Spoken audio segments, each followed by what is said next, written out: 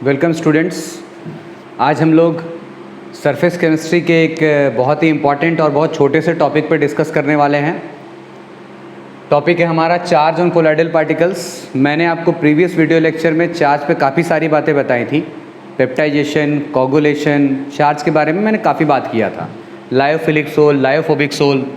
और अगर मैं एक दो लाइन उसके बारे में बोलूँ तो आपको याद भी होगा कि जो अपना लायोफिलिक सोल है,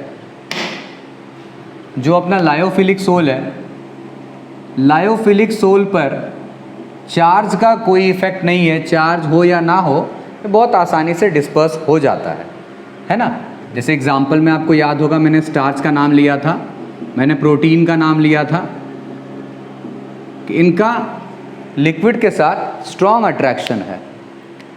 लिक्विड के साथ इनका स्ट्रॉन्ग अट्रैक्शन है, स्ट्रॉन्ग अट्रैक्शन। आप देखोगे कि प्रोटीन जो है उसमें दो ग्रुप्स रहते हैं, कार्बोक्सिलिक ग्रुप और साथ में अमीनो ग्रुप। ये एसिड है और ये बेस है, इसका काम H+ देना है, इसका काम H+ लेना है। तो ये अगर H+ देगा तो COO- बन जाएगा, और ये अगर H+ लेगा तो NH3+ बन जाएगा। मतलब यूँ समझो कि प्रोटीन का जो मॉलिक्यूल है उसमें कुछ नेगेटिव चार्ज आयन भी होते हैं और पॉजिटिव चार्ज आयन भी होते हैं, और कभी कभी ये न्यूट्रल भी होते हैं। जब दोनों बराबर होता है तो क्या होते हैं? न्यूट्रल होते हैं। तो ऐसा यहाँ पे कह सकते हैं कि चार्ज है नहीं है, इस बात से लायोफिलिक सोल को कोई फ़र्क नहीं पड़ता। हम अगर लायोफिलिक सोल बनाना चाहेंगे तो बहुत आसानी से बन जाएगा, है ना। वहीं दूसरी तरफ हमने अगर लायोफोबिक सोल की बात की, लायोफोबिक सोल की बात करते हैं, तो यहाँ चार्ज का वेरी इंपॉर्टेंट रोल। चार्ज का कैसे बहुत ही इंपॉर्टेंट रोल हो गया? क्योंकि आप देख रहे हैं ना, एक सेकंड, थोड़ा इंक डाला जाए। चार्ज का जो बहुत ही इंपॉर्टेंट रोल है, कैसे है याद है आपको? रुको, इंक डाल लेते हैं तब बोलते हैं। बस 10 बूंद जिंदगी के, है ना। ओके, चार्ज का बहुत इंपॉर्टेंट रोल है। चार्ज का इंपॉर्टेंट रोल कुछ ऐसे है कि चाहे हम पेप्टाइजेशन कर रहे थे, मतलब हमने फ्रेश पीपीटी में क्या मिलाया था? Suitable electrolyte. तो क्या बना था? Colloidal mixture. और अगर कोलाइडल मिक्सचर में एक्सेस इलेक्ट्रोलाइट मिला देंगे तो फिर क्या हो जाएगा? कोगुलेशन। याद होगा आपको फ्रेश पीपीटी में सूटेबल इलेक्ट्रोलाइट, वो भी देखो वही बात है ना, नमक सही पड़ा तो खाना अच्छा बना, नमक बहुत ज़्यादा डाल दिया तो खाना बेकार हो गया। ये सब पिछले क्लासेस में बातें हो चुकी है। मतलब ओवरऑल मैं यही कहना चाहता हूँ कि इसमें चार्ज का उतना इंपॉर्टेंट रोल नहीं है, जबकि यहाँ पे चार्ज का इंपॉर्टेंट रोल है। हमने पढ़ा था कि हम कोगुलेशन कर सकते हैं लायोफोबिक सोल्स का by adding an electrolyte. Excess में अगर मिला दें, नेगेटिव चार्ज रहेगा तो पॉजिटिव चार्ज को ले डूबेगा, पॉजिटिव चार्ज सोल रहेगा तो नेगेटिव चार्ज उसको ले डूबेगा इलेक्ट्रोलाइट का। लायोफिलिक सोल का भी कोगुलेशन हो सकता है, बट उतना आसान नहीं है। यहाँ पर यही है कि अगर तुम देख रहे हो कि मान लो कि कोई पार्टिकल है लायोफिलिक सोल का, और इसका जो है अट्रैक्शन वाटर के साथ बहुत स्ट्रांग है क्योंकि उसको वाटर पसंद है। बाहर से अगर तुम इसके अंदर सपोज़ अल्कोहल मिला देते हो तो अल्कोहल का क्या होता है? ये जो पार्टिकल है इसके साथ वाटर मॉलिक्यूल्स है, और वाटर का जो हाइड्रोजन बॉन्डिंग हो जाता है अल्कोहल के मॉलिक्यूल्स के साथ, तो वहाँ पर ये वाटर मॉलिक्यूल उसके साथ जा सकता है। और अगर वाटर मॉलिक्यूल उसके साथ चला गया तो पार्टिकल नीचे बैठ जाएगा। मतलब हो सकता है कोगुलेशन, लेकिन उतना भी ज़्यादा आसान नहीं है, इसलिए इसके बारे में बहुत ज़्यादा बातें नहीं होती हैं। फिर भी इस तरीके का एक कॉन्सेप्ट है कि चाहे तो कोगुलेशन हो सकता है कि वो वाटर मॉलिक्यूल्स चले जाएंगे अल्कोहल के मॉलिक्यूल्स के साथ हाइड्रोजन बॉन्ड बना करके, तो पार्टिकल नीचे सेटल हो जाएगा, है ना। खैर, अभी हमें आज जो बात करनी है वो चार्ज से रिलेटेड एक दो और चीज़ें हैं, आज हमें उसके बारे में बात करना है। दो चार छोटे मोटे पॉइंट्स है वो तुम्हें आज बताएंगे। पॉइंट ऐसा है हमारा, एक हमारे पास टॉपिक आ रहा हेल्महोल्ट्ज़ इलेक्ट्रिकल डबल लेयर। ये हेल्महोल्ट्ज़ इलेक्ट्रिकल डबल लेयर के बारे में हम बताते हैं क्या है इसमें। हेल्महोल्ट्ज़ इलेक्ट्रिकल डबल लेयर में नाम तो डबल लेयर से पता चल ही रहा है कि एग्जाम्पल से समझो कि मान लो जैसे सिल्वर नाइट्रेट के साथ हमने Ki को मिक्स किया, हमने AgNO3 Ki में मिलाया। लाइन को ध्यान से सुनना, हमने AgNO3 Ki में मिलाया, Ki में मिलाया मतलब पहले से Ki था हमारे पास, उसमें हमने AgNO3 मिलाया। जब कभी ऐसा बोलते हैं AgNO3 एडेड इन Ki, इसका मतलब Ki हमारे पास किस में है, एक्सेस में है, और ये हमारा क्या है, लिमिट में, कि हमने इसको इसमें मिलाया। जब कभी कोई ये बोलेगा Ki एडेड टू AgNO3 तो तुम समझ जाना कि ये एक्सेस में है और ये लिमिट में है। ठीक है, पॉइंट समझ रहे हैं ना, क्योंकि इसी से सारी बातें होंगी अभी। तो जब ये इसके साथ अटैच होगा, ये प्लस है माइनस है, positive charge negative charge, Ag और I के बीच में अट्रैक्शन होगा, क्या बनेगा, सबसे पहले AgI। ठीक है, और यहाँ नोटिस करने की वाली बात है कि K+ बचेगा सॉल्यूशन के अंदर, नाइट्रेट आयन भी बचेगा सॉल्यूशन के अंदर, और I- भी बचेगा सॉल्यूशन के अंदर। क्यों बचेगा I-, समझो कि I एक्सेस में है तो I- का बहुत सारा आयन होगा, और AgNO3 लिमिट में है, लिमिटिंग रिएजेंट है, तो ये रिएक्शन में पूरा कंज्यूम हो जाएगा। जो Ag+ है वो रिएक्शन में पूरा कंज्यूम हो जाएगा किसके साथ, I- के साथ।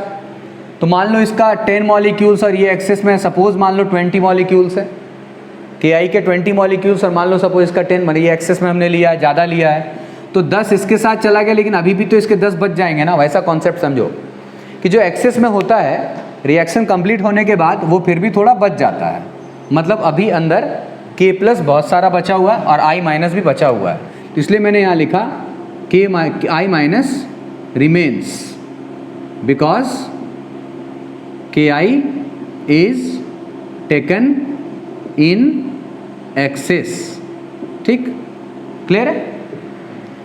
अब होगा क्या, तुम्हें पढ़ा पिछले क्लास में कि मान लो कि ये अपना AgI का मॉलिक्यूल है, तो कौन सा आयन इन सब में से सॉल्यूशन में ऐसा कौन सा आयन है जो इस पर एड्जॉर्ब होगा, इसके सरफेस पर एड्जॉर्ब होगा, कॉमन आयन। कौन सा कॉमन आयन है, I-। तो I- के जो मॉलिक्यूल्स हैं वो इस पर आकर के एड्जॉर्ब हो गए। ठीक है, I- के मॉलिक्यूल्स पे आके एड्जॉर्ब हो गए, ये सारे के सारे क्या हैं, I-। ठीक है, तो ये जो लेयर इसके साथ एड्जॉर्ब हुआ है अभी AgI के सरफेस पर, इसलिए इस पर चार्ज डेवलप होता है। खैर वो सब तो पिछले क्लास में मैंने तुम्हें बता दिया। ये जो लेयर है, ये पूरा एक लेयर बहुत स्ट्रांगली अटैच्ड होगा किसके साथ, AgI के साथ, मतलब कोलाइडल पार्टिकल के साथ। ये कोलाइडल पार्टिकल है, इसके साथ ये I जो माइनस वाला लेयर है स्ट्रांगली अट्रैक्ट होगा, इसके साथ अटैच्ड होगा। और इसके बाहर डेफिनेटली सॉल्यूशन में जो कोलाइडल सोल है हमारा, उसके अंदर जो पॉजिटिव चार्ज पार्टिकल है उनका अट्रैक्शन होगा, क्योंकि नेगेटिव के चारों तरफ डेफिनेटली पॉजिटिव का अट्रैक्शन, फिर उसके चारों तरफ नेगेटिव का अट्रैक्शन। खैर उतना बाहर नहीं जा रहे हैं, समझो हमने K+ लिख कम बनाए हैं, क्योंकि इसमें सिर्फ कौन सा अट्रैक्शन काम कर रहा है, पॉजिटिव नेगेटिव चार्ज वाला। और नेगेटिव चार्ज जो है यहाँ कॉमन आयन वाला कंसंट्रेशन, कॉमन आयन वाला इफेक्ट काम कर रहा है कि I- आकर के सरफेस पर एड्जॉर्ब हो गया, AgI के सरफेस पर पेप्टाइजेशन हो गया, वो सब तो तुम जानते हो। तो यहाँ पर जो फर्स्ट वाला लेयर है जो स्ट्रांगली अटैच्ड है किसके साथ, कोलाइडल विथ कोलाइडल पार्टिकल, जो स्ट्रॉन्ग अट्रैक्शन लगता है उसे हम फर्स्ट लेयर बोलते हैं, और फर्स्ट लेयर के साथ साथ हम उसे क्या कहते हैं, फिक्स्ड लेयर। तो जो फर्स्ट लेयर होगा वो क्या होगा, फिक्स्ड लेयर, क्योंकि उसका अट्रैक्शन बहुत ज़्यादा स्ट्रॉन्ग है। और इसके अलावा जितने भी लेयर्स होंगे, ये प्लस वाले, इसके बाहर माइनस वाले, इसके बाहर प्लस वाले, ढेर सारे लेयर्स होंगे पार्टिकल के चारों तरफ, वहाँ फोर्स ऑफ अट्रैक्शन उतना ज़्यादा स्ट्रॉन्ग नहीं होगा, इसलिए मोबाइल लेयर कह सकते हैं उसको। क्या कह सकते हैं, मोबाइल लेयर, जिनका आना जाना लगा रहेगा। तो ये जो सेकेंड लेयर है, इनका नाम हम रख देंगे डिफ्यूज्ड लेयर। तो बस यही चीज़ है कि कोलाइडल पार्टिकल के चारों तरफ जो दो लेयर्स होते हैं अलग अलग चार्ज वाले, उन्हीं दोनों लेयर्स को या उन्हीं लेयर्स को क्या कहा गया है, हेल्महोल्ट्ज़ इलेक्ट्रिकल डबल लेयर। तो आप समझ गए क्या डबल लेयर है, कि कोलाइडल पार्टिकल के चारों तरफ जो डिफरेंट चार्जेस वाले लेयर होंगे उसे हम क्या बोलेंगे, हेल्महोल्ट्ज़ इलेक्ट्रिकल डबल लेयर। बहुत ही सिंपल टॉपिक है, मैंने कोशिश किया कि आपको एग्जाम्पल से समझाऊं ताकि आपको एकदम क्लियर हो जाए कि हेल्महोल्ट्ज़ इलेक्ट्रिकल डबल लेयर कैसे बनता है। अब यहाँ पर आप देखेंगे ये डिफ्यूज़ लेयर या यूँ कह सकते हैं मोबाइल लेयर, मतलब इनका आना जाना लगा रहेगा, कभी कोई पॉजिटिव चार्ज आके बैठेगा, कभी कोई पॉजिटिव चार्ज आके यहाँ बैठेगा। अब आपने ये पढ़ा होगा फिजिक्स में अपने कि दो अलग अलग प्लेट्स है, एक नेगेटिव चार्ज वाला एक पॉजिटिव प्लेट है, पॉजिटिव चार्ज वाला, तो इनके बीच में हमेशा क्या होता है, पोटेंशियल डिफरेंस। तो यहाँ पर भी दो अलग अलग चार्ज वाले सीट्स मान लीजिए एक तरीके का दिख रहा है, तो इन दोनों लेयर्स के बीच में भी पोटेंशियल डिफरेंस होगा। Potential difference between these two layers with different charges is known as, बड़ा ही फेमस सा नाम है, जीटा पोटेंशियल। क्या होगा, जीटा पोटेंशियल, या फिर इसका दूसरा नाम है एक इलेक्ट्रो काइनेटिक पोटेंशियल। ठीक है, तो ये अपना एक बहुत ही इंपॉर्टेंट पॉइंट है। मैंने आपको हेल्महोल्ट्ज़ इलेक्ट्रिकल डबल लेयर बताया कि क्या होता है, एग्जाम्पल से आपको समझाने की कोशिश की मैंने, और भी एग्जाम्पल्स हो सकते हैं लेकिन ये बहुत ही सिंपल और अच्छा एग्जाम्पल था इसको समझने के लिए। वो समझने के बाद मैंने आपको दोनों लेयर्स के नाम भी बता दिए हैं और आपको फाइनली ये बताया कि दोनों लेयर्स के बीच में जो पोटेंशियल डिफरेंस होगा पॉजिटिव सीट और नेगेटिव सीट के बीच में, उसे किस नाम से जाना जाता है, जीटा पोटेंशियल या फिर इलेक्ट्रोकाइनेटिक पोटेंशियल। ओके, चलते हैं अगले एक छोटे से टॉपिक की तरफ, इसको आप स्क्रीनशॉट ले लें जल्दी से।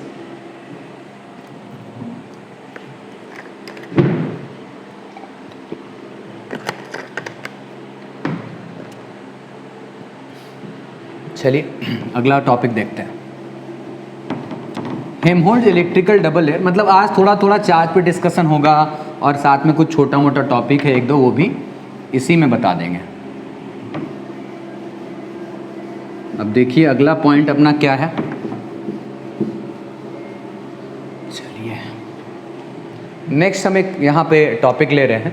जब बात कोगुलेशन की हो रही थी तो एक हम यहाँ पे रूल लेते हैं, हार्डी सुलजे रूल। भाई नाम का स्पेलिंग में स्पेलिंग देख लेना तुम लोग अपना, क्योंकि एग्ज़ाम में आएगा तो लिख के आएगा, उतना साइंटिस्ट का नाम का स्पेलिंग थोड़ा मुश्किल है, नाम भी टेढ़ा मेढ़ा है, रमेश सुरेश टाइप तो है नहीं कि आराम से याद हो जाए। हार्डी सुलज रूल क्या बताता है उसको समझिए, बहुत ही सिंपल है। मान लीजिए कि आपके पास फेरिक हाइड्रोक्साइड का सोल है जो हमने आयरन +3 आयन मिला के बनाया, तो डेफिनेटली इसके पार्टिकल्स पर कैसा चार्ज होगा, पॉजिटिव चार्ज। कुछ चीज़ें याद रखा करो कि जैसे गोल्ड का जो सोल होता है, आज सिखाएंगे ये भी गोल्ड का सोल कैसे बनाते हैं, नेगेटिव चार्ज होता है, और जो फेरिक हाइड्रोक्साइड का सोल है वो पॉजिटिवली चार्ज होता है, उसमें आयरन +3 आयन्स मिक्स होते हैं, जैसे FeCl3 मिला दिया हमने। एल्यूमिनियम हाइड्रोक्साइड का जो सोल है पॉजिटिवली चार्ज होता है, हमने इसमें एल्यूमिनियम आयन मिक्स किया है। आर्सेनिक सल्फाइड का जो सोल होता है वो नेगेटिवली चार्ज होता है, इलेक्ट्रोलाइट के तौर पे इसमें सल्फाइड मिलाए जाते हैं। ब्लड हमारा, बहुत ही इंपॉर्टेंट क्वेश्चन आता है हमारा, पॉजिटिव चार्ज कोलॉइड है। ये सब चीज़ थोड़ा थोड़ा याद रखा करो, एग्जाम में ऑब्जेक्टिव में पूछ सकता है। 2-4 पॉइंट है, ज़्यादा नहीं कि पूरा लिस्ट याद कर लो, वैसा कुछ नहीं करना। तो अगर ये पॉजिटिव चार्ज कोलाइड है तो इसे कोगुलेट करने के लिए हम इसमें नेगेटिव चार्ज कुछ डालना चाहेंगे या इलेक्ट्रोलाइट मिलाएंगे। तो मान लो अगर हमने इसमें NaCl मिलाया है जिसमें कि Cl- इसे कोगुलेट करेगा, ठीक है। दूसरी बार कुछ ऐसा मिलाएं जिसमें सल्फेट आयन हो, अगर हम कुछ ऐसा मिलाएं जिसमें फॉस्फेट आयन हो। एक अपने पास एग्जाम्पल है पोटेशियम फेरोसाइनाइड K4Fe(CN6), तो अगर हम इसमें फेरोसाइनाइड इसी को डालें, ये भी आयनाइज होगा और क्या बनाएगा, फेरोसाइनाइड आयन। तो तुम ये नोटिस करोगे कि मैंने जो यहाँ पर एग्जाम्पल्स लिखे हैं अलग अलग, चार्ज बढ़ता जा रहा है, वैलेंसी बढ़ती जा रही है।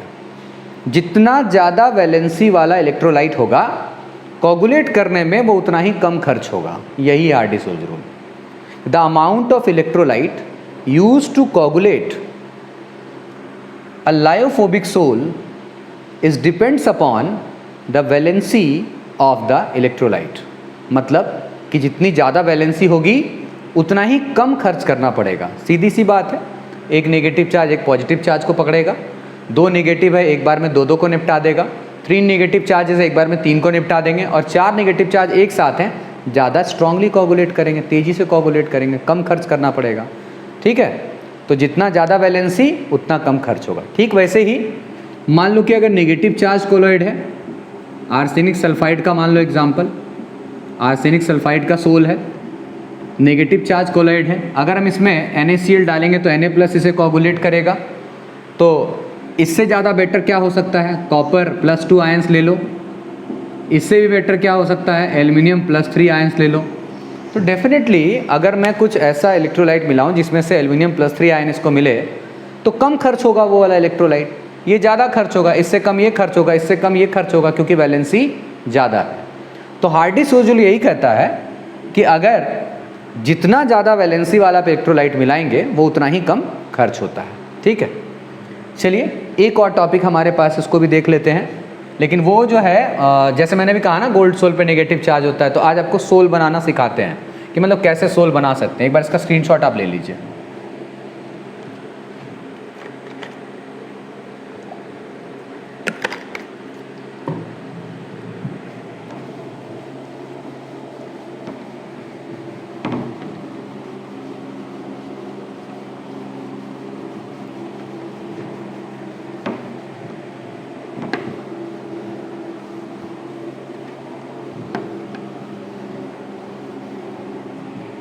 पॉइंट ऐसा है, कोलाइड बनाने का एक मेथड हमारे पास, वो आपको बता रहे हैं, ब्रेडिक्स, अब डी है, वही तो बोल रहा, नाम का चक्कर है, ब्रेडिक्स आर्क मेथड। अब ब्रेडिक में सी है कि जी है, वो स्पेलिंग देख लेना, साइंटिस्ट के नाम का स्पेलिंग, ब्रेडिक्स आर्क मेथड। इससे हम लोग क्या बनाने वाले हैं, कोलाइडल सोल, और इसमें आपको मैं बताऊंगा गोल्ड, सिल्वर या प्लैटिनम, इस टाइप के जो सोल्स बनाने होते हैं उसके लिए ये मेथड बहुत ही यूज़फुल है। करना कुछ नहीं है, देखो एक अपने को क्या करना है, वाटर टैंक लेना है और इसमें जिसका भी सोल बनाना चाहते हो उसके रॉड्स ले लो। जैसे मान लो चलो गोल्ड सोल ले, गोल्ड बनाना है, गोल्ड का सोल बनाना है, हमने गोल्ड के रॉड ले लिए, काफ़ी महंगा पड़ गया। इसको हमने बैटरी से कनेक्ट कर दिया पॉजिटिव प्लेट से, और दूसरी तरफ नेगेटिव प्लेट से हमने कनेक्ट कर दिया। गोल्ड, सिल्वर, प्लैटिनम ETC का सोल इससे बनाया जाता है। जैसे इस बैटरी को ऑन करोगे तो यहाँ पर इंटेंस हीट प्रोड्यूस होगा और इलेक्ट्रिक आर्क टाइप का यहाँ पर बनेगा। इंटेंस हीट प्रोड्यूस होगा और इलेक्ट्रिक आर्क बनेगा। जैसे तुम देखते हो ना ग्राइंडिंग वगैरह होता रहता है, या जहाँ पे कार वगैरह बनता है, जैसे ही वो सटाते हैं वहाँ पे तो बहुत सारा चिंगारी निकलता है, तो उससे इलेक्ट्रिक आर्क टाइप का यहाँ पे बनेगा, इसलिए नाम है ब्रेडिक्स आर्क मेथड।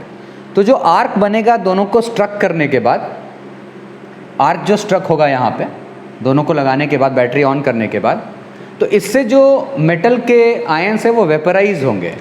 तो यहाँ पर हम दोनों काम करने वाले हैं, वेपराइजेशन भी होगा एंड साथ में कंडेंसेशन भी होगा। वेपराइजेशन करने से सिर्फ काम नहीं चलेगा ना, वेपराइजेशन मतलब हम कह सकते हैं कि डिस्पर्सन सिर्फ नहीं होगा, डिस्पर्सन भी होगा और कंडेंसेशन के थ्रू होगा। देखो कैसे होगा, तो इसके जो पार्टिकल्स हैं वो वेपर फॉर्म में आएंगे। अब हमें इसे कंडेंस करना है, इसके लिए हम पानी को पूरा ठंडा करना चाहते हैं कि ताकि पार्टिकल्स कंडेंस होकर के कोलाइडल रेंज में आ जाए। इसके लिए हमने इसे आइस बाथ में डुबाने का प्लान कर लिया। आइस बाथ, भाई बर्फ़ के टुकड़े हमने यहाँ ढेर सारे भर दिए हैं, ठीक है। आइस बाथ, बर्फ़ से नहला दो, भर लेना यार बर्फ़, कितना बर्फ़ भरे अब हम, पतला करो उसको, कितना बर्फ़ भरे, छोटा बनाना चाहिए था, बहुत मेहनत हो गया। खैर समझ गए हो ना कि आइस बाथ में डाला इसको ताकि वो जो वेपराइज्ड मेटल है वो कंडेंस हो जाए।